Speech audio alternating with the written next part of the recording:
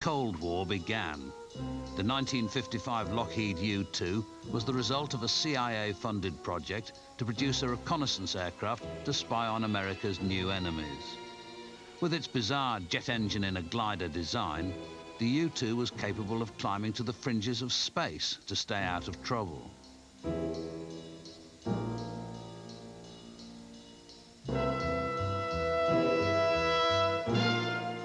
First produced in 1949, these English electric Canberras were flying clandestine reconnaissance missions over Soviet territory 3 years before the U-2. And unlike the U-2, they didn't get shot down. This unsung hero was a familiar British story. Originally conceived as a bomber and successor to the de Havilland Mosquito, it actually made the perfect platform for photographic reconnaissance. It's still in service now, 50 years after its maiden flight, based at RAF Marham in Norfolk.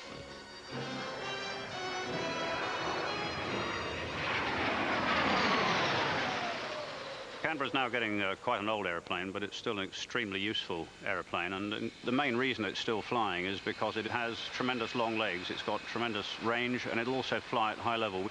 There's very few other aeroplanes that'll fly for long periods at 50,000 feet, and the beauty of this aeroplane is it is such a stable platform to get good photography from.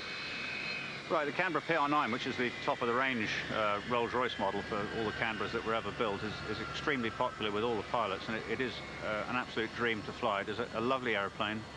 All pilots that fly it really like it. It looks right and it flies right.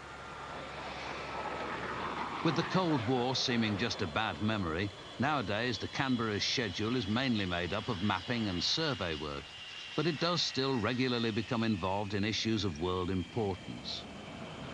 One very good example of the way this aircraft has been used in fairly recent years to support humanitarian work came in late 1996 with the refugee crisis in Rwanda and eastern Zaire. One of these aircraft was sent at very short notice out to Africa to fly over Zaire and map out the scale of the refugee problem. And that was very useful because we were able to show that although the problem existed, it was no longer where it had been thought to be, and a lot of nugatory effort on the part of the aid agencies was saved, which would have been directed in completely the wrong place.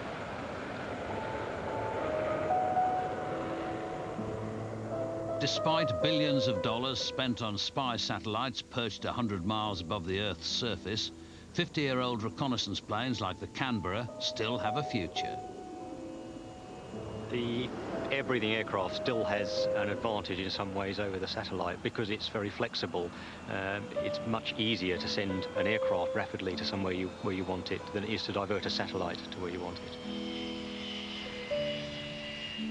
The Canberra is at the moment expected to continue in service to about 2006. It will be obviously replaced at some stage, quite by what we don't know.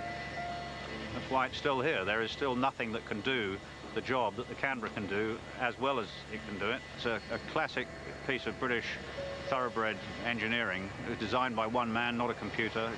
We could keep going at least till 2010